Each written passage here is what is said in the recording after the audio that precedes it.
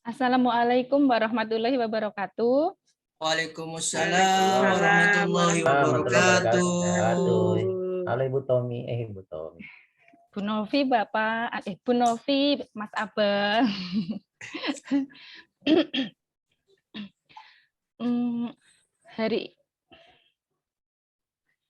Hari ini mapel sosiologi saya absen dulu. Ada yang tidak berangkat anak-anak hari ini? Atau nihil? Nihil yang tidak berangkat? Nihil, Bu. Nihil, Bu. Masuk semua. Iya, nihil alfa terus. Jangan ditiru ya. Iya, Bu. Iya, terima kasih. Selanjutnya yaitu untuk pembukaan kita pimpin, kita berdoa dulu. Silahkan Ustazah, silahkan Pak Ustadz Farid untuk membimbing pembelajaran kita hari ini. Oke, siap Bu. Ya, perhatian untuk teman-teman biar bisa fokus berdoa sehingga pembelajaran hari ini bisa berjalan dengan lancar dan baik. Mari kita membaca suratul Al-Fatihah sebagai pertanda kegiatan pembelajaran dimulai. Alaniyah Al-Fatihah. Bismillahirrahmanirrahim.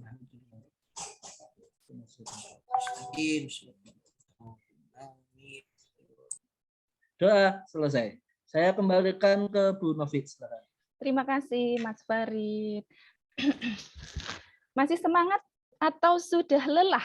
Semangat, Bu. Apalagi jadwalnya Bu Novi, saya tunggu-tunggu. Oh, iya.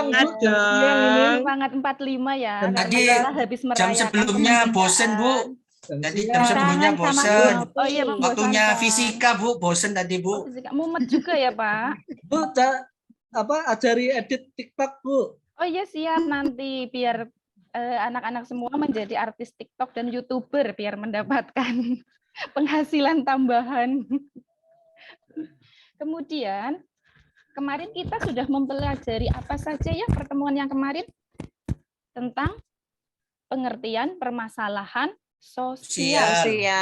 Permasalahan sosial, Bu. Iya, Bu. Iya, Bu. Dan yang satunya lagi yaitu partikularisme.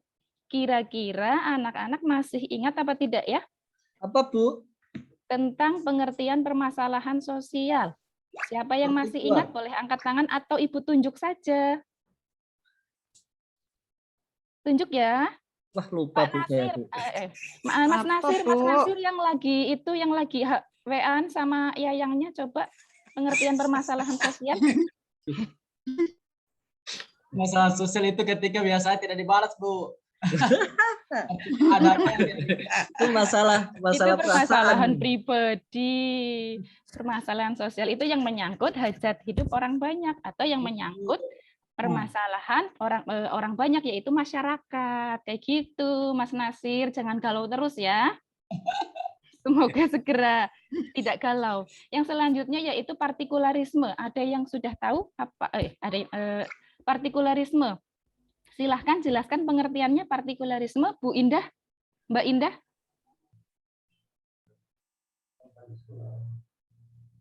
Apa, Bu? Belum diterangkan. Partikularisme itu kan sudah kita bahas di pertemuan sebelumnya. Masih ingat kah? Saya tidak masuk, Bu. Oh iya, kemarin sakit ya.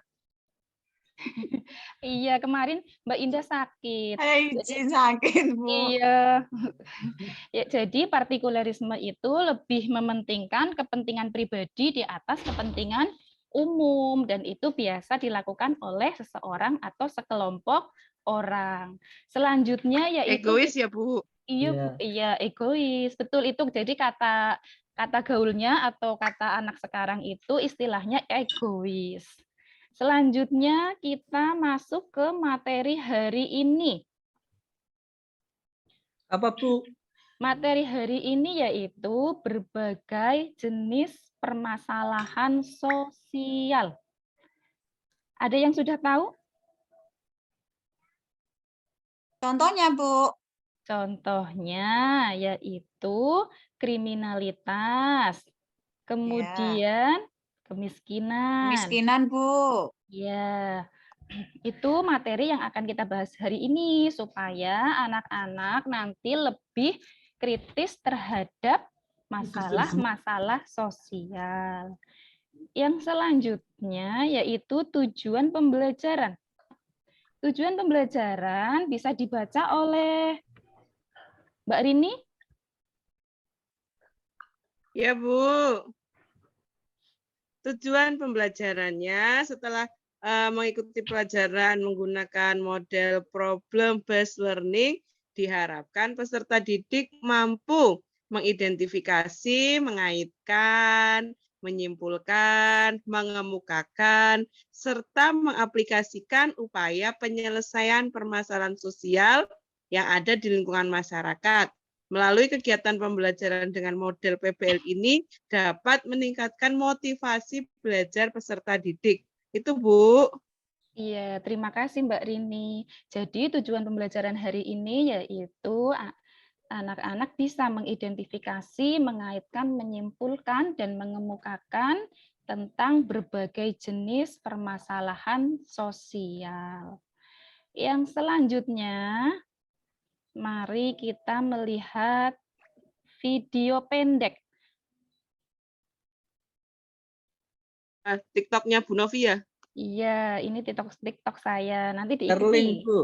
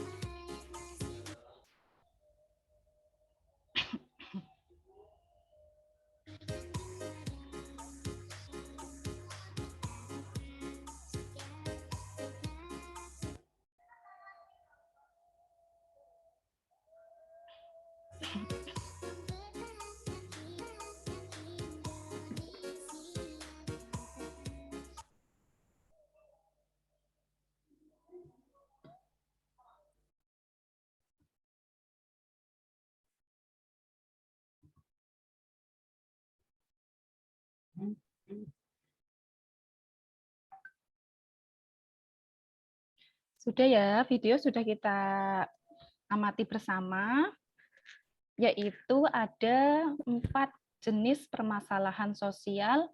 Yang pertama kemiskinan, yang kedua yaitu kriminalitas, yang ketiga kesenjangan sosial ekonomi, dan yang keempat ada ketidakadilan.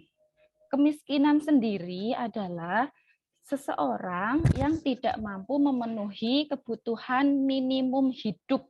Jadi, orang tersebut tidak dapat memenuhi kebutuhan pokok kita. Kebutuhan pokok kita itu ada apa saja, yaitu ada sandang, pangan, dan papan. Kemudian yang kedua yaitu kriminalitas. Kriminalitas adalah tindakan yang melanggar norma hukum. Negara kita adalah negara hukum, yaitu mengacu pada Undang-Undang 1945. Kemudian yang ketiga yaitu kesenjangan sosial. Kesenjangan itu artinya kontras atau tidak seimbang.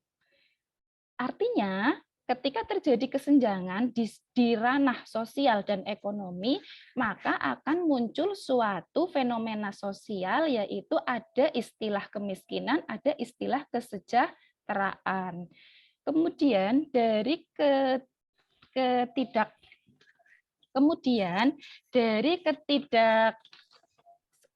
kesenjangan sosial sendiri akan memunculkan kondisi yang kontras. Kondisi yang kontras yang bagaimana? kondisi yang kontras antara si kaya dan si miskin. Kemudian yang terakhir yaitu keempat, ketidakadilan. Ketidakadilannya katanya ini di sini masih jauh gitu. Ketidakadilan sendiri itu adalah pemberian sesuatu atau pemberian sesuatu atau pemberian hak seseorang yang tidak proporsional, artinya tidak sesuai dengan haknya masing-masing. Begitu untuk sebagai pengantar, saya menjelaskan 4 jenis.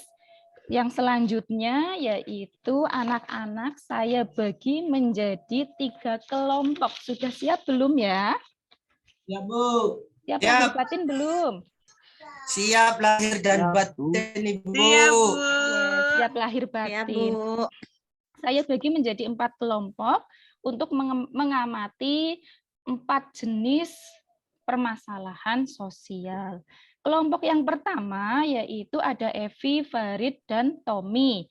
Kemudian kelompok yang kedua yaitu 2R. Siapa itu? Nggak tahu, Bu. Masa 2R itu Rini dan Rahmat. Oh, makasih, Bu. Kita satu kelompok lagi. Terima kasih, Bu Novi. Selanjutnya kelompok yang ketiga yaitu Tetap, ada tetap. Indah dan Abe. Kelompok keempat yaitu Nasir dan Sri. Saya beri waktu 10 menit untuk anak-anak berdiskusi dan nanti disampaikan hasil dari diskusi. Silahkan diskusi dulu ke kelompoknya masing-masing. Ya, Bu. Saya Sudah, sama Bu Novi sama Pak Tommy ya, Bu. Saya Pak iya, Farid iya. sama Evi. Oh iya, Bu, sama Mas Tommy ya. Saya Iya. kelompok berapa, Bu, tadi? 2R. 2R. Saya kok. Oh, Saya kok, Bu Indah, Oh, Bu Indah. Indah, Mbak Indah kelompok 3 yaitu Indah dan Aba. Apa bahas apa, Bu? Tadi kesenjangan. Kelompok satu apa, Bu? Kelompok Kemiskinan. 1 kelompok 1. Kemiskinan, Mas. Kemiskinan. Oke. Iya. Sebentar. Kelompok 1 yaitu membahas tentang kemiskinan, kelompok 2 yaitu membahas tentang kriminalitas, kelompok 3 yaitu membahas tentang kesenjangan sosial ekonomi, dan kelompok 4 membahas kriminalitas. Sudah cukup jelas? Cukup, Bu. Ya, silahkan dikerjakan Jelas, ya. Bu. Berapa menit, Bu? 10 menit saja. Sedikit banget, Bu. Nah, cepet Enggak teh. apa-apa. Lebih cepat lebih baik. Ya, Bu, udah selesai, Bu. Ya. Silahkan untuk presentasi dari kelompok 1. Saya apa, Bu Evi, Bu? Farid aja. Oh Nggak ya. tidur. Saling melengkapi enggak apa-apa, lebih bagus. Oh ya. Nah, Farid aja, Kemiskinan. Bu, nanti nggak tidur. Mengenai kemiskinan di Indonesia ya, Bu. Iya, Dipengaruhi oleh beberapa faktor, Bu. iya. Salah satunya yaitu faktor pribadi, Bu. Yang kedua geografis. Yang ketiga ekonomi. Yang Iya. keempat sosial. Iya, Saya tambah lagi, Bu. iya Aspek boleh. pendidikan, Bu. Mm-mm. Mungkin Evi mau nambahi, Bu. Itu udah siap banget mau ngomong. Sudah kok, kan sama. Tadi kan kita diskusi. Oh Isinya iya, sama. sudah cukup, Mas Farid. Kelompok 1 tidak akur, Bu. Ada Iya. masalah kelompok 1. Iya, kayaknya Farid sama Evi mantan. Oke, Bentar lagi dilanjut. balikan. Dilanjut kelompok 2, silahkan yang mau presentasi siapa? Ini di antara 2R atau double R? Ayo 2R. Karena saya seorang laki-laki, Bu, maka perempuan dulu yang harus didahulukan, Bu. Iya. Emansipasi Oke, ya. baik. Assalamualaikum warahmatullahi wabarakatuh. Waalaikumsalam. Saya dari kelompok 2R akan mempresentasikan tugas. Tugasnya yaitu membahas tentang kriminalitas. Jadi kami di kelompok 2 itu mengambil kriminalitas sebagai tindakan yang melanggar hukum pidana. Jadi kriminalitas itu muncul karena adanya perubahan sosial, pemerintah yang lemah dan korup, masalah kependudukan dan ekonomi, atau sikap mental dan sosok teladan. Seperti itu, Bu. Ya, Rini. Contohnya ya, kalau tindakan kriminal itu ya kayak pembunuhan, perampokan, pencurian, seperti itu, Bu. Terima kasih. Iya, terima kasih Rini. Bagus sekali presentasinya. Bu, kalau Iya dong. pensil saya diambil Rini itu termasuk kriminalitas apa enggak, Bu? Termasuk karena Rini dikategorikan mencuri. Terkecuali Rini bilang pinjem. Kalau tidak berarti masuk ke kategori kriminalitas gitu. Pernahkah Mbak Rini ambil pensilnya Mas Farid? Pensil saya 5, Bu. Itu Farid Mas bohong. Mas Farid. Iya, presentasinya luar biasa. Anak-anak sudah mulai ada gambaran dan sudah mulai paham. Selanjutnya yaitu saya jelaskan tentang kemiskinan dulu. Kemiskinan sendiri itu ketidakmampuan. Sudah saya jelaskan tadi waktu di awal, jadi kita tidak dapat memenuhi kebutuhan, kita membandingkan antara pendapatan kita dengan pendapatan orang lain, itu akan muncul antara si miskin dan si kaya. Kemudian bentuk-bentuk kemiskinan itu sebenarnya ada 2, yaitu kemiskinan absolut dan kemiskinan relatif. Kemiskinan absolut yaitu kemiskinan yang alamiah. Jadi bisa karena faktor penyakit, bisa karena faktor cacat, itu yang menyebabkan miskin. Yang selanjutnya yaitu kemiskinan relatif. Kemiskinan relatif itu adalah kemiskinan perbandingan antara si A dan si B. Kemudian si A dibanding si C. Otomatis hasilnya akan relatif berbeda-beda. Gitu. Kemudian penjabaran dari kemiskinan relatif itu ada 3 lagi bentuknya, yaitu kemiskinan natural, kemiskinan kultural, dan kemiskinan struktural. Kemiskinan natural itu adalah kemiskinan yang alami. Kemiskinan yang alami artinya di sini yaitu memang sudah dari turun-temurunannya miskin. Jadi ini bisa karena faktor sakit atau cacat atau lanjut usia. Kemudian yang selanjutnya yaitu kemiskinan kultural. Kemiskinan kultural itu adalah kemiskinan yang didasarkan dari budaya. Bisa juga karena seseorang tersebut boros, otomatis hidupnya menjadi miskin. Kemudian yang selanjutnya yaitu kemiskinan struktural. Kemiskinan struktural sendiri itu adalah kemiskinan yang terstruktur. Bisa karena kebijakan ekonomi pemerintah, kemudian bisa juga karena pendistribusian barang yang tidak merata, bisa juga karena korupsi. Jadi korupsi itu sangat mempengaruhi kepentingan rakyat. Yang selanjutnya faktor penyebab kemiskinan sendiri yaitu bisa dari faktor pribadi, geografis, ekonomi, dan sosial. Faktor dari pribadi yaitu kita kebiasaan hidup malas, kemudian kita kebiasaan hidup boros, kemudian kita sendiri mengalami, ya jangan kita sendirilah, contohnya orang lain ada yang mengalami kecelakaan kemudian cacat, otomatis pendapatan menurun. Kemudian ada juga yang mungkin karena buta huruf, tidak bisa membaca, itu bisa juga menjadi faktor kemiskinan. Kemudian yang selanjutnya karena faktor geografis. Faktor geografis itu karena adanya lahan yang tidak mendukung. Begitu. Kemudian kebijakan dari pemerintah sendiri untuk kemiskinan sudah ada Perpres peraturan presiden dan dilanjutkan lagi sudah mengeluarkan beberapa kebijakan dari pemerintah. Kemudian yang selanjutnya yaitu kriminalitas. Kriminalitas itu adalah tindakan yang melanggar hukum pidana. Faktor penyebabnya ada perubahan sosial, ekonomi, dan politik, pemerintah lemah dan korup, masalah kependudukan, dan lain-lain. Kemudian yang selanjutnya yaitu kesenjangan sosial ekonomi. Kesenjangan sosial ekonomi itu adalah sesuatu yang tidak seimbang. Faktor penyebabnya itu ada beberapa penyebab, kemudian upaya untuk mengatasinya yaitu bisa dari individu, bisa dari pemerintah. Yang selanjutnya yaitu ketidakadilan. Ketidakadilan berarti sesuatu yang tidak proporsional. Seperti itu anak-anak, materi yang kita pelajari hari ini, bagaimana? Sudah ada gambaran tentang jenis-jenis permasalahan sosial? Sudah ada gambaran? Cukup, Bu. Ada, Bu. Ada, Bu. Ya, selanjutnya di pertemuan selanjutnya kita akan membahas materi tentang upaya, dampak dan upaya dari pemecahan masalah sosial. Kemudian pertemuan hari ini sudah selesai. Terima kasih untuk partisipasinya. Semoga ilmunya bermanfaat.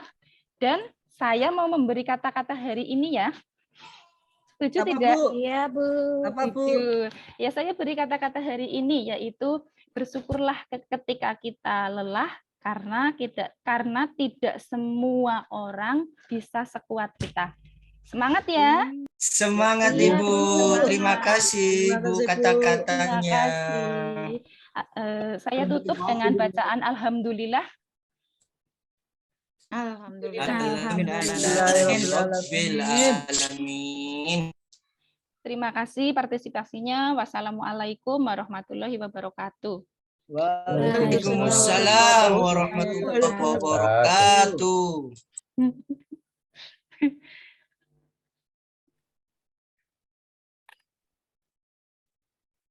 Ya, makasih Bu Novi. Oke, Pak. Saya tidak terlalu menyimak ini Pak Sis. Penyamaan persepsi ini untuk UKON besok. Takut saya salah memberi penilaian. Aduh.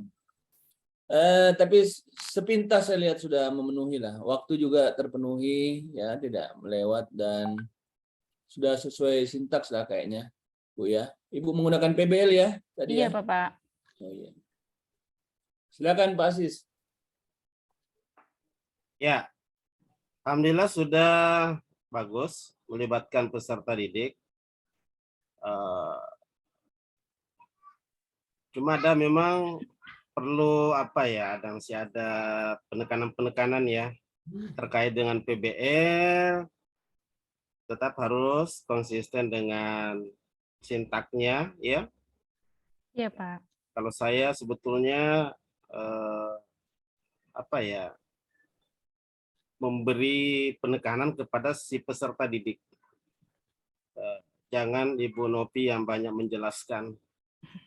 Ya, beri ruang waktu kepada peserta didik untuk menyampaikan apa yang dia pikirkan tentang masalah sosial.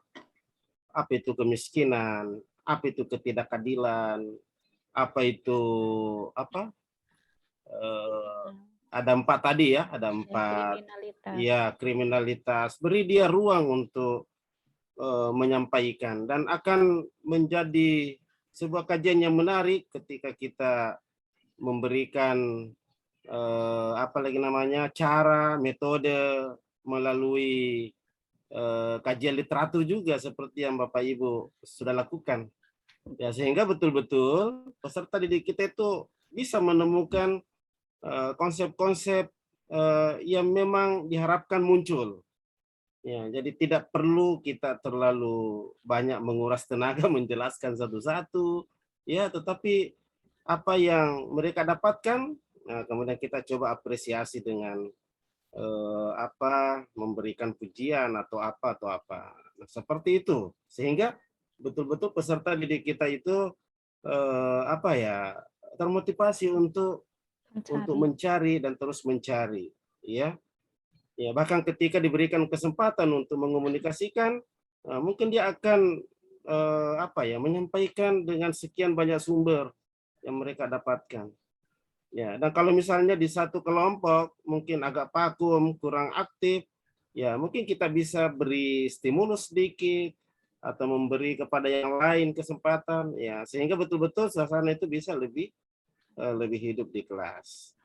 Ya, tapi saya pikir nanti kalau praktek secara langsung, ya saya pikir nanti akan jauh lebih menarik. Ya, tadi ya karena kita ini sama ya sudahlah, mungkin ada candaan-candaan atau apa itu kan biasa saja nih. Ya, yang penting kita tetap semangat, ya, tetap semangat ya Pak Rahmat, ya. Siap, Pak. Siap. Siap, Pak. Intinya Biar nggak ngantuk, Pak. ya, apa yang kita lakukan malam ini menjadi starting point kita untuk PPL ke depan. Saya kira demikian. Terima kasih. Ya, Terima makasih. kasih, Bapak.